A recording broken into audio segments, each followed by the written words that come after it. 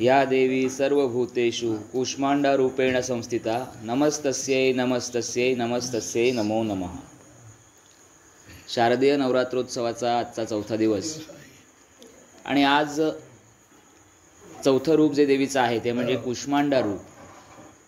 आणि या चौथ्या दिवशी आपण देवी कूष्मांडाची जी कथा आहे ती तर पाहणार आहोतच, पण आजचा दिवस खास अशासाठी आहे की आपली उत्पत्ती, आपलं अस्तित्व याबाबत मानवाला जे प्रश्न पडतात त्याचं कुठेतरी उत्तर शोधण्याचा एक प्रयत्न, एक मार्ग या कूष्मांडा देवीच्या रूपातून आपल्याला मिळू शकतो.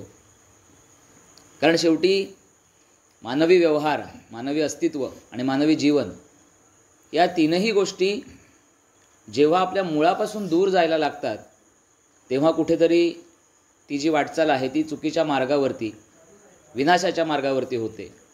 आणि म्हणून प्रत्येक मनुष्य मात्राने आपल्या मुळाकडे येणं, आपल्या मूलस्थानाकडे येणं, त्याचा विचार करणं, त्याचं स्मरण करणं हे आवश्यक आहे. याची कुठेतरी जाणीव करून देणारा असा आजचा हा चौथा दिवस. तर कूष्मांडा देवीच्या बाबतीत जर सांगायचं झालं तर संपूर्ण विश्वाची उत्पत्ती जिच्यापासून झाली ती देवी म्हणजे कूष्मांडा. जेव्हा काहीही अस्तित्वात नव्हतं, जेव्हा ना हे विश्व होतं, ना ही पृथ्वी होती, ना पंचमहाभूतं होती, सर्वत्र फक्त अंधकार होता. या अंधकारामध्ये आपल्या मंद स्मितानं विश्वाची उत्पत्ती करणारी जी जगत जननी आहे ती आहे माता कूष्मांडा. आणि म्हणून तिला आदिशक्ती असंही म्हटलं जातं. या संपूर्ण विश्वामध्ये, या संपूर्ण ब्रह्मांडांमध्ये ज्या ज्या वस्तू, जे जे जीव, मग सजीव असो निर्जीव असो, या सर्वांची उत्पत्ती या आदिशक्तीपासून झाली आहे असा मूळ सिद्धांत आहे. आणि हे मूळ स्मरणात ठेवून आपण नेहमी वाटचाल करावी, सन्मार्गावरती वाटचाल करावी, हा त्याच्या पाठीमागचा मूळ उद्देश आहे. शास्त्रामध्ये, पुराणामध्ये वेगवेगळ्या ठिकाणी कूष्मांडा या शब्दाचा जी फोड आहे ती वेगवेगळी केलेली आहे. त्याच्यामध्ये सर्वप्रथम दुर्गा सप्तशतीच्या कवचामध्ये आलेला श्लोक, त्याचा अनुवाद असा होतो की त्रिविध तापाने युक्त असे संसार जिच्या उदरात स्थित आहेत ती माता म्हणजे कूष्मांडा. याचा साधा, सरळ, सोपा, व्यावहारिक अर्थ असा आहे की जिच्यापासनं उत्पत्ती झाली, जिच्यापासनं हा संसार, संपूर्ण विश्व अस्तित्वात आलं, ती माता म्हणजे कूष्मांडा. म्हणजे उत्पत्तीचं प्रतीक असणारी, उत्पत्तीला पुनरुत्पादनाला प्रेरणा देणारी अशी ही कूष्मांडा माता.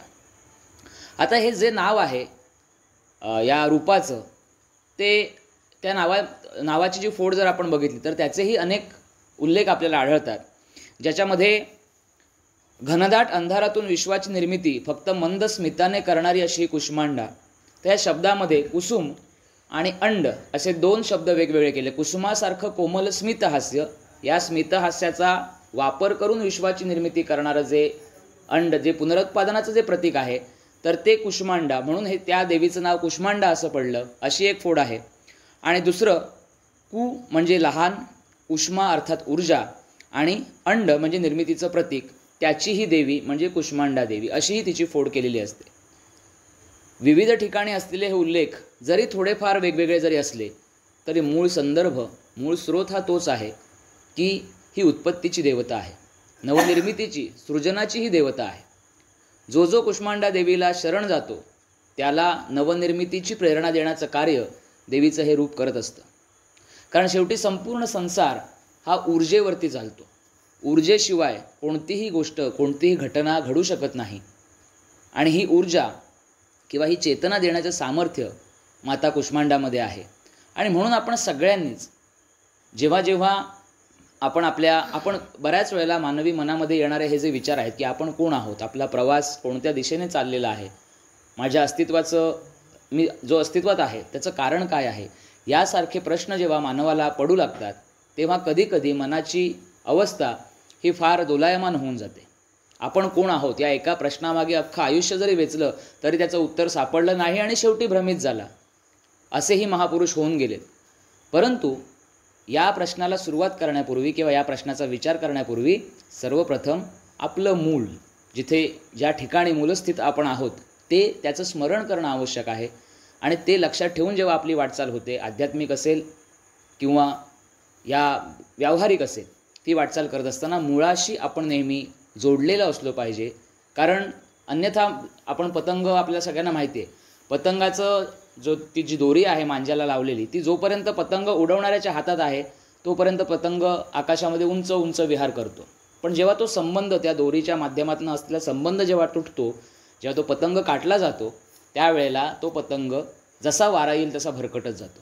मानवी आयुष्य हेही त्या पतंगासारखंच आहे. आपण एकाच धाग्याने त्या परमेश्वर तत्वाशी जोडलेलो आहोत. जोपर्यंत या धाग्याची जाणीव आपल्याला आहे, आपल्या मुळाची जाणीव आपल्याला आहे, तोपर्यंत आपला आयुष्यरूपी पतंग हा उंच उंच गगनामध्ये विहार करत राहतो. आणि एकदा आपल्याला आपल्या मूळ स्थानाची, आपल्या उत्पत्तीचं मूळ स्थान जे आहे त्याचा विसर आपल्याला पडला की काटलेल्या पतंगाप्रमाणे मानवी जीवनाची अवस्था होऊन जाते. आणि म्हणून प्रत्येकाने हा भाव आपल्या मनामध्ये नेहमी ठेवावा की व्यावहारिक जीवनामध्ये मी कितीही उच्च पदाला पोहोचलो, व्यावहारिक जीवनामध्ये मी पृथ्वीवरती कुठेही माझं वास्तव्य असेल, वास असेल, संचार असेल, मी माझ्या मुळाला कधीही विसरता नाही आहे. कारण सरते शेवटी आपण सर्वजण त्या महान अशा परमेश्वराचे अंश आहोत, त्याचे आपण तत्व आहोत. पृथ्वी निर्माण करत असताना, म्हणजे संपूर्ण संसार निर्माण करत असताना तिचं चलनवलन होण्यासाठी काहीतरी एक व्यवस्था लावणं आवश्यकता देवीला निर्माण झाली. मग त्याच्यासाठी पृथ्वीने सर्वप्रथम ब्रह्मा, विष्णू आणि महेश या त्रिदेवांची निर्मिती केली. उत्पत्ती, स्थिती, लय याचं प्रतीक असणारे हे 3 देव. आपल्या आयुष्याचंही जर आपण घटनाक्रम पाहिले तर उत्पत्ती, स्थिती, लय या क्रमानेच प्रत्येक गोष्टीचा आरंभ, त्याचा एक ठराविक जीवनकाळ आणि त्याचा अंत, ह्या गोष्टी याच क्रमाने आपल्या आयुष्यामध्ये घडत असतात. म्हणजे ब्रह्मा, विष्णू, महेश हे देव तर आहेतच. ब्रह्माकडे सृष्टीची उत्पत्ती, विष्णूकडे सृष्टीचं पालनपोषण आणि शंकराकडे, शिवाकडे सृष्टीचा विनाश आणि पुनर्निर्मिती, अशा प्रकारची कार्य जरी दिलेली असली तरीसुद्धा जर आपण याचा प्रतीक म्हणून जर विचार केला तर कोणतेही गोष्टीची सुरुवात, मध्य आणि अंत या क्रमानेच त्या गोष्टीचं अस्तित्व या पृथ्वीतलावरती, या संसारावरती होत असतं. हा जर नियम आपण लक्षात ठेवला तर आपल्या आयुष्यामध्ये असणारे अनेक असे समस्या ज्या आहेत किंवा अनेक असे जे चिंतनाचे जे विषय आहेत ते हळूहळू त्याच्या उत्तरापर्यंत, त्याच्या ठराविक एका उत्तरापर्यंत आपण पोहोचू शकतो. पण त्याच्यासाठी या ज्या काही संकल्पना आहेत किंवा ही जे काही प्राथमिक तत्त्व आहेत, ती तत्त्व आपण लक्षात घेणं सर्वात जास्त आवश्यक आहे. की उत्पत्ती, स्थिती, लय यानुसारच ह्या संपूर्ण विश्वाचं चलनवलन होत असतं आणि आपणही त्या चलनवलनाचे एक बिंदू आहोत. आपणही त्या संपूर्ण प्रक्रियेचा एक भाग आहोत. जिथं आपल्या मनामध्ये मी कोणीतरी वेगळा आहे आणि माझ्या आजूबाजूला चाललेली ही परिस्थिती मी माझ्या डोळ्यांनी पाहतो आहे, ती वेगळी आहे परिस्थिती आणि माझं अस्तित्व वेगळं आहे, हा विचार जेव्हा मानवाच्या मनामध्ये निर्मिती त्याची होते तेव्हा कुठेतरी मानवाच्या मनामध्ये अहंकार निर्माण होतो. कारण मानवाला हे जाणवत नाही की मी सुद्धा त्याच एका तत्वाचा अंश आहे ज्याच्यावरती हे संपूर्ण पृथ्वीचं, या संपूर्ण विश्वाचा जो पसारा, त्याचं जे चलनवलन आहे, ती जी शक्ती आहे त्या शक्तीचा मी एक अंश आहे. याचा विसर, त्या मुळाचा विसर जेव्हा पडतो तेव्हा मानवी मनामध्ये अहम निर्माण होतो. आणि मग अहम निर्माण झाला की हळूहळू हा अहम मानवाच्या विवेकाला आव्हान द्यायला लागतो. आणि विवेकाला एकदा आव्हान द्यायला लागलं की विवेकाने जर आपली साथ सोडली तर अहमभाव हा आपल्या मनामध्ये वाढीला लागतो आणि मग कुठेतरी आपण वेगळे आहोत, कुठेतरी आपल्यामध्ये काहीतरी वेगळं आहे हा भाव निर्माण होतो आणि संपूर्ण समर्पण अशा व्यक्तीकडनं होत नाही. आणि मग तो आयुष्यामध्ये भरकटायला लागतो, वेगळ्या मार्गाकडे जायला लागतो. आणि म्हणून मी सुरुवातीला असं म्हटलं की आपण नेहमी आपल्या मुळाला का धरून ठेवायचं, तर हा अहमभाव जेव्हा आपल्या मनामध्ये निर्माण होतो तेव्हा आपल्या मुळापासून आपण सुटायला लागतो आणि आयुष्याचा मार्ग भरकटायला सुरुवात होते. आणि म्हणूनच कुष्मांडा देवी आपल्याला सतत याची जाणीव करून देत राहते की निर्मितीची शक्ती, निर्मितीची प्रेरणा, निर्मितीचं स्रोत मी आहे. मला स्मरण कर, मला शरण ये, आयुष्यामध्ये तुझं सगळं मंगल होईल. परंतु मानवाला देव सतत दोन्ही हाताने देण्यासाठी उत्सुक आहे. देव अमर्याद पद्धतीने मानवावरती कृपा करण्यासाठी तो बसलेला आहे. ती शक्ती वाट पाहते आहे. पण देवाने पुढे केलेले हात, त्या हाताकडे आपला हात पुढे करण्याची ताकद मानवामध्ये राहत नाही. याला कारण मानवामध्ये वाढलेला अहमभाव. मानवाला नेहमी असं वाटत असतं की प्रत्येक गोष्ट माझ्याच बाबतीत का होते, माझ्याच आयुष्यामध्ये या अडचणी का येतात.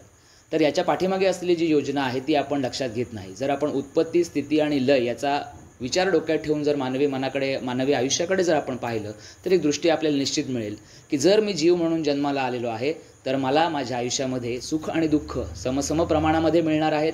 काही दिवस सुखाचे असतील, काही दिवस दुःखाचे असतील, पण दोन्ही प्रकारचे भोग मला भोगावे लागणार आहे. कारण सुखामध्ये आपण हरवून जातो, सुखाचे दिवस आपल्याला फार छान वाटतात आणि म्हणून ते भरभर सरतात, आणि दुःख मात्र आपल्याला पचत नाही. आणि म्हणून मग आपण देवाला दोष देतो की माझ्याच बाबतीत असं का होतं. परंतु आपल्या हे लक्षात येत नाही की ज्या काही गोष्टी, ज्या काही घटना माझ्या आयुष्यामध्ये घडत आहेत त्याच्या पाठीमागे सुद्धा देवाची काही एक व्यवस्था आहे आणि त्या व्यवस्थेनुसारच या सगळ्या गोष्टी घडत आहेत. आणि म्हणून जेव्हा जेव्हा अहंकार मानवाच्या मनामध्ये निर्माण होतो त्यावेळेला हे सूक्ष्मातले जे विचार आहेत त्या विचारांपासून आपण तुटतो. एक असाच परमेश्वराचा, भगवंताचा एक भक्त होता. आयुष्यभर सन्मार्गावरती चालला, सत्कर्म केली, संतांची सेवा केली, भगवंताचं नामस्मरण केलं, व्यवहार चोख ठेवला, प्रामाणिकपणा ठेवला. पण आयुष्यभर हा जो माणूस आहे, ही जी व्यक्ती आहे ती निर्धन राहिली, गरीब राहिली. अर्थात पोटापाण्यापुरतं त्याला मिळत होतं, कुटुंब चरितार्थ चालत होता. परंतु व्यावहारिक दृष्टीने जर पाहिलं, व्यावहारिक जीवनाच्या दृष्टीतनं जर पाहिलं तर ज्या प्रमाणामध्ये त्याने परमेश्वराची भक्ती केली त्या प्रमाणामध्ये सुख, स्थैर्य त्याच्या आयुष्यामध्ये आलं नाही. आणि कालांतराने आपली कालगती, आपला जीवनप्रवास पूर्ण करून जेव्हा त्याचा मृत्यू झाला तेव्हा तो परमेश्वरासमोर जाऊन उभा राहिला. प्रामाणिकपणे वागलेला होता, त्यामुळे थेट स्वर्गामध्ये त्याची रवानगी झाली. आणि हाही आपल्या मनामध्ये विचार करत होता की मी आयुष्यभर परमेश्वराला स्मरूनच जगत राहिलो, पण तरीसुद्धा परमेश्वराची कृपादृष्टी काही माझ्यावरती झाली नाही. आयुष्यभर हाल अपेष्टा सोसल्या, विवंचना सोसल्या, आप्तेष्ट माझ्यापासून दुरावले, कुटुंबावरती संकटं आली, काही वेळ तर काही प्रसंग असे आले की आता जगतो का मरतो इथपर्यंत गोष्ट आली, तरीसुद्धा भगवंताने माझ्यावरती कृपादृष्टी केली नाही. असा एक विचार त्याच्या मनामध्ये आला आणि थेट परमेश्वरालाच त्याने प्रश्न विचारला की हे परमेश्वरा, माझं आयुष्य पूर्ण झालं, आता मी स्वर्गामध्ये आलो इथपर्यंत ठीक, पण मला तुझी ही जी लीला आहे ती अजूनही कळली नाही की मी मनापासून मनोभावे जे तू जसं जसं मला मार्गदर्शन करत आलास, जसं जसं मला सुचवत आलास त्यानुसार आयुष्यभर वागलो, परंतु तुझा साथ, तुझं अस्तित्व मला कुठे तू जाणवू दिलं नाहीस. मी फक्त तुझ्यावरती भक्ती केली, पण तू माझ्यासोबत आहेस असं मला कधी तू जाणवू दिलं नाहीस, असं का?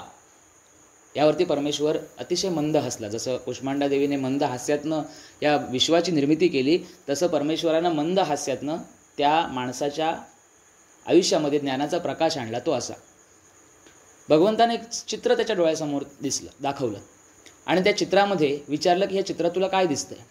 तर एक समुद्र किनारा होता, वाळू होती आणि त्या ठिकाणी दोन व्यक्तींची पावलं चालत शेजारी शेजारी चालत जाताना दिसत होती. ठराविक अंतरापर्यंत ती पावलं दोघं होती, परत काही अंतरावरती एकाच माणसाची पावलं होती, परत थोडं अंतर गेल्यावरती दोन माणसांची पावलं होती, परत थोडं अंतर गेल्यावरती एकाच माणसाची पावलं होती. भगवंताने सांगितलं की ही पावलांची जी रचना आहे त्यातलं एक माझा आहे, एक तुझा आहे. याच्यावरनं त्याने असा अंदाज बांधला त्या मनुष्याने की हा जो संपूर्ण ही जी वाळू आहे तो वाळू म्हणजे माझ्या जीवनाचा पट आहे आणि याच्यावरती तुझे आणि माझे चरणकमल आहेत. याचा अर्थ ही माझ्या आयुष्याची वाटचाल आहे. बघ भगवंता, तू काही ठिकाणी माझ्यासोबत आहेस, पण काही ठिकाणी मी एकट्याने सुद्धा मार्गक्रमण केलं आहे. हेच मी तुला सांगत होतो की तू माझी संकटामध्ये साथ दिली नाहीस आणि म्हणूनच तर संकटाच्या त्या भागामध्ये माझ्या एकट्याचीच पावलं आहेत. माझं जेव्हा सगळं चांगलं चालू होतं तेव्हा मात्र तू माझ्यावरती आशीर्वाद द्यायला, माझी साथ द्यायला होतास, पण जेव्हा खरी मला तुझी गरज होती तेव्हा मात्र मला एकट्याला तू सोडून गेलास. बघ माझ्या एकट्याचीच पावलं आहेत. पुन्हा एकदा भगवान त्याच्यावरती हसले आणि त्यांनी सांगितलं की तू जे म्हणतोयस ते बरोबर उलटं आहे. जिथं तुझं सगळं काही आलबेल चालू होतं तेव्हा तुला माझी गरज नव्हती. त्यावेळेला मी तुझ्यासोबत चालत होतो, पण ती जी एकट्याची पावलं दिसत आहेत ती तुझी नाही आहेत, ती पावलं माझी आहेत. मग भगवंता, माझी पावलं आहेत कुठे? अरे वेड्या, ती वाळू एवढी तापलेली होती की त्या तापलेल्या वाळूवरनं तुझे कोमल पावलं चालू शकली नसती. त्या तुझ्या जीवनाचा ताप एवढा होता, त्याचा दाह एवढा होता की तुझ्या पावलांना तो सहन झाला नसता. म्हणून मी तुला उचललं आणि माझ्या खांद्यावरती घेतलं आणि म्हणून आयुष्याच्या त्या भागामध्ये तुला एकट्याचीच पावलं दिसतील जी माझी आहेत आणि तू माझ्या खांद्यांवरती होतास. आणि म्हणून इतकी सारी संकटं येऊन सुद्धा तुझं आयुष्य तू पूर्ण करू शकलास. जर माझी साथ तुला नसती, जर तू भरकटला असतास तर आयुष्यात तू इथपर्यंत पोहोचूच शकला नसतास. पण ज्या अर्थी तू तुझं आयुष्य यशस्वीपणे पूर्ण करून आता अंतिम टप्प्यामध्ये माझ्याशी एकरूप, माझ्याशी तादात्म्य पावतो आहेस, याचा अर्थ आयुष्यभर माझी तुला साथ आहे. आणि मग मात्र त्याच्या आयुष्यामध्ये ज्ञानाचा प्रकाश पडला आणि त्याला जाणवलं की दिसणारी एकट्याची पावलं ही माझी नसून ही परमेश्वराची आहेत. आणि परमेश्वर तिथेच होता जेव्हा मला त्याची सगळ्यात जास्त आवश्यकता होती. मग हे कळण्यासाठी ज्ञानाचा प्रकाश आपल्या आयुष्यामध्ये येणं आवश्यक आहे. नाहीतर अन्यथा आपल्याला असंच वाटत राहतं की माझ्या आयुष्यामध्येच सगळे अडचणी आहेत, माझ्या आयुष्यामध्येच सगळी संकटं आहेत. पण ही संकटं त्याला तोंड देण्याचं सामर्थ्य माझ्यामध्ये आहे आणि म्हणूनच परमेश्वर त्यासाठी माझी निवड करतो आहे. उत्पत्ती, स्थिती, लय हा देवीने घालून दिलेला जो नियम आहे, हा आदिशक्तीने घालून दिलेला जो नियम आहे, त्या नियमाला अनुसरूनच माझ्या आयुष्याची वाटचाल होते आहे. हा जेव्हा भाव आपल्या मनामध्ये येतो तेव्हा हे प्रश्न आपल्याला पडत नाहीत की हे माझ्याच बाबतीत का. कारण हा परमेश्वराचा आपल्यावरचा विश्वास आहे की ही परिस्थिती, हे संकट, ही अडचण फक्त हीच व्यक्ती त्याला तोंड देऊ शकते, अन्य कोणाच्यात ते सामर्थ्य नाही. आणि मग ही परमेश्वराची कृपा समजूनच आपण पुढे वाटचाल करायला हवी. कारण त्याच्यामध्ये आदिशक्तीचं हेच म्हणणं आहे की काहीही असो, तुमच्या आयुष्यामध्ये सुख आलं, तुमच्या आयुष्यामध्ये जरी दुःख आलं तरी हे दोन्ही माझेच प्रसाद आहेत. या भावनेनं तुम्ही सुख आणि दुःख दोन्ही समसमान पद्धतीने त्याला जेव्हा सामोरे जाता तेव्हा तुम्ही हळूहळू परमेश्वराच्या जवळ जात असता. त्याच्याशी एकरूप होण्याच्या एक एक पायरी तुम्ही वरती चढत असता. जेव्हा सुख येईल तेव्हा आनंदित व्हायचं आणि दुःख येईल तेव्हा दुःखी व्हायचं. हे सामान्य माणसांचे जे सामान्य माणसाचे हे जे व्यवहार आहेत, आपण जर त्याच्यामध्ये अडकून राहिलो तर परमेश्वरापासून दुरावत राहतो. मी सुखामध्ये आनंदी होणार नाही आणि दुःखामध्ये दुःखी होणार नाही. दोन्हींना मी समान एकाच पद्धतीने दोन्हींचाही सामना करेन. या भावनेने जेव्हा आपण आपल्या आयुष्याकडे पाहतो तेव्हा आयुष्याची वाटचाल निश्चितच सोपी होते. कुठेतरी एक असा आपल्या मनामध्ये विश्वास राहतो, कुठेतरी आपल्या मनामध्ये असा एक ठाम देवावरचा विश्वास राहतो की काहीही झालं तर या परिस्थितीमधून मी सहज बाहेर पडणार आहे. आता याच्यासाठी अजून एक छोटी कथा आपण पाहूया. तुलसीदास जेव्हा त्यांच्या संपूर्ण जीवनामध्ये त्यांची एक सवय होती की जेव्हा ते शौचाला जात असत तेव्हा परत येत असताना पाणी त्यांच्यासोबत जे असायचं ते पाणी एका झाडाच्या बुंद्यात ते ओतत असत. अनेक वर्ष गेली, अनेक वर्ष त्यांचा हा नित्यक्रम चालू होता की शौचावरनं परत येत असताना ते पाणी एका ठिकाणी ओतायचं. अनेक वर्ष झाल्याच्या नंतर एक दिवस अचानक त्यांच्यासमोर एक प्रेतगतीला गेलेला एक प्रेतात्मा त्यांच्यासमोर येऊन उभा राहिला आणि त्याने सांगितलं की मी प्रसन्न झालो आहे, तुला माझ्याकडून काय हवं ते माग. आणि तुलसीदासांना ते अनपेक्षित होतं की अशा प्रकारचं काही एक आपल्यासमोर येऊन उभं राहील. ते सुरुवातीला थोडेसे दचकले, पण त्याने विचारलं की तू तर प्रेत योनीतला माणूस दिसतोयस, तू मला कसं काय मदत करणार किंवा माझ्यावरती तू कृपा कशी करणार. तर त्याने सांगितलं की माझी जी दुर्गती झाली आहे ती इतकी विनाशकारी आहे की मला सगळ्यात जास्त आवश्यकता पाण्याची आहे. मी ज्या योनीमध्ये आता आहे, ज्या स्थितीमध्ये मी जिथे आहे तिथे मला भूक लागत नाही, तिथे मला फक्त तहान लागते. माझा वास हा पाण्याच्या जवळच असतो, पण पाणी समोर दिसत असूनसुद्धा ते पाणी मी पिऊ शकत नाही. आणि हीच माझी शिक्षा आहे. आणि मला या अवस्थेतनं मुक्ती कधी मिळेल, जेव्हा असा कोणी योगी पुरुष, सत्पुरुष येईल, तोच माझा उद्धार करू शकतो. आणि इतकी वर्ष मी वाट पाहतोय, इतकी युग मी वाट पाहतोय, मी तहान दिला आहे युगानुयुगांचा, पण तू जे इतके वर्ष नित्य नेमाने हा भाग करतोयस त्यातून मला जाणवलं की तूच एक अशी व्यक्ती आहे जिथे माझा उत्कर्ष होऊ शकतो, जिथून मला मुक्ती मिळू शकते. माग, तुला काय मागायचं आहे माग, कारण माझ्या मुक्तीचा क्षणही आता जवळ आला आहे. त्यावेळी तुलसीदासांनी सांगितलं, मला बाकी काही नको, मला फक्त प्रभू रामचंद्रांचं दर्शन करायचं आहे. त्यानंतर जर तुला रामाचं दर्शन असेल तर थेट मी तुला रामाच्या चरणी घेऊन जाऊ शकत नाही. एकच अशी गोष्ट आहे जी तुला रामापर्यंत नेऊ शकते, तो म्हणजे रामाचा दास अर्थात हनुमंत. मग तुलसीदासाने विचारलं, मला हनुमंताची भेट होणार कशी. तर त्याने सांगितलं की तुम्ही जी रामकथा करता, रामकथा रोज तुलसीदास करायचे, तर तुम्ही रामकथा जेव्हा करता तेव्हा कथेच्या प्रारंभी सगळ्यात आधी येऊन जी व्यक्ती बसते आणि कथा संपन्न झाल्यानंतर सगळ्यात शेवटी जी जाते तोच हनुमंत आहे. त्याचे जाऊन पाय धरा, तुम्हाला निश्चित त्या ठिकाणी रामाची प्राप्ती होईल. हे त्यांनी ऐकलं आणि ते अंतर्धान पावले. इतक्या पवित्र माणसासोबत, व्यक्तीसोबत बोलणं झाल्यामुळे त्यांना त्यांचा मुक्तीचा मार्ग मिळाला आणि तो जीवात्मा मुक्त झाला. तुलसीदासांनी दुसऱ्या दिवशी जेव्हा रामकथेला सुरुवात केली तेव्हा त्यांना जाणवलं की एक वृद्ध व्यक्ती ही सगळी कथा सुरू होण्याच्या आधीच तिथे येऊन बसलेले आहेत. पूर्ण कथा चालू असताना त्यांचं लक्ष त्या वृद्ध व्यक्तीवरती होतं. कथा संपन्न झाली, त्याच्यानंतर सगळी मंडळी निघाली आणि सगळ्यांच्या शेवटी ती व्यक्ती निघाली. त्यांना लक्षात आलं की बाकी दुसरं तिसरं कोणी नसून हेच हनुमंत आहेत. ते त्यांच्या मागोमाग निघाले आणि हनुमंतांच्याही लक्षात आलं की कोणीतरी आपला पाठलाग करतोय. त्याने आपला चालण्याचा वेग वाढवला. तुलसीदासाने त्याहून वेगाने चालायला सुरुवात केली आणि सांगितल्याप्रमाणे काय करायचं होतं, परमेश्वराला हाक मारायची नव्हती, परमेश्वराला थांबवायचं नव्हतं, थेट चरणावरती आलिंगन द्यायचं होतं. त्याने पाय पकडले.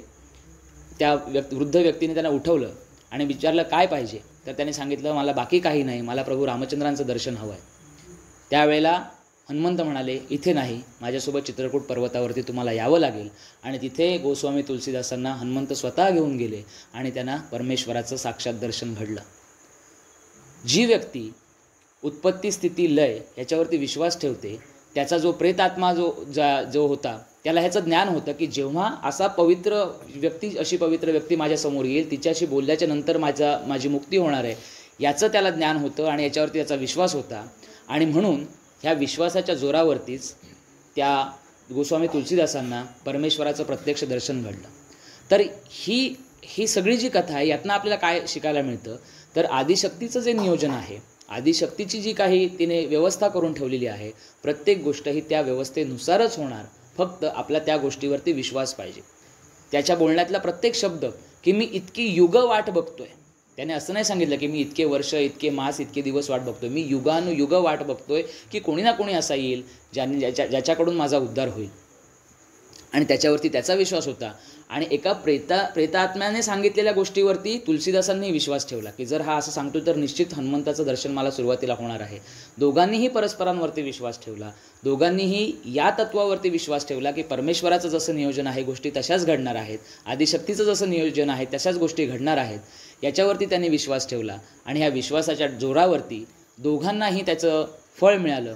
एका आत्म्याला मुक्ती मिळाली आणि एका आत्म्याला साक्षात प्रभू रामचंद्रांचं दर्शन घडलं. आणि म्हणूनच सुरुवातीला मी जे म्हटलं होतं की विश्वास, आपलं मूळ आणि आपल्या मुळावरती आपला असलेला विश्वास, या दोन गोष्टी मनुष्याला भवसागर पार करून जेण्यासाठी शक्ती देतात, सामर्थ्य देतात. आणि हेच आजच्या नवरात्रीच्या 4थ्या दिवसाचं कुष्मांडा देवीचं जे रूप आहे त्याची आज आपण पूजन करतो. त्याच्या पाठीमागचा संदेश हाच आहे की प्रत्येकाने आपलं मूळ कधीही विसरू नये. प्रत्येकाने ही गोष्ट नेहमी लक्षात ठेवावी की मी परमेश्वराचा अंश आहे आणि मला शेवटला पुन्हा त्या परमेश्वराच्या परमेश्वर हा एक सागर आहे आणि आपण सगळेजण फक्त एक बिंदू आहोत, एक थेंब आहोत. आणि हा थेंब जेव्हा सागराला मिळेल तेव्हा तो सागराशी एकरूप होईल आणि स्वतः संपूर्ण सागर होऊन जाईल. हे होण्यासाठी हा विश्वास अतिशय आवश्यक आहे की उत्पत्ती स्थिती लय हाच प्रकृतीचा नियम आहे जो आदिशक्तीने आपल्या कुष्मांडा रूपामध्ये संपूर्ण विश्वाला त्याची प्रचिती आणून दिली. आणि या विश्वासावरतीच प्रत्येकाने आपलं जे आयुष्य आहे ते जगावं, हाच आजच्या दिवसाचा मुख्य संदेश आहे. आज शारदीय नवरात्रोत्सवाचा 4था दिवस संपन्न होतो आहे. त्या दिवसाच्या निमित्ताने आपण देवी कुष्मांडाच्या कथेबद्दल पाहिलं आणि जे तत्त्व आहे या देवीच्या या रूपामागे जे तत्त्व आहे त्या तत्त्वाचा विचार केला. आणि अनेक अशा उदाहरणांमधून आपण पाहिलं की मानवी मनाचं जे काही सामर्थ्य आहे, मानवी विश्वास हा जो आपल्या आयुष्यामधला महत्त्वाचा घटक आहे, त्याच्या मदतीनं आपण आयुष्यामध्ये उन्नती करू शकतो आणि परमेश्वराच्या अजून पुढे पोहोचू शकतो. आजचं विवेचन आपण इथे थांबवतो आहोत. आपण आपल्या रोजच्या श्लोकाने आजच्या आपल्या विवेचनाचं समापन करूया. उपासनेला दृढ चालवावे, भूदेव संतांसी सदा भजावे, सत्कर्मयोगे वय घालवावे, सर्वामुखी मंगल बोलवावे.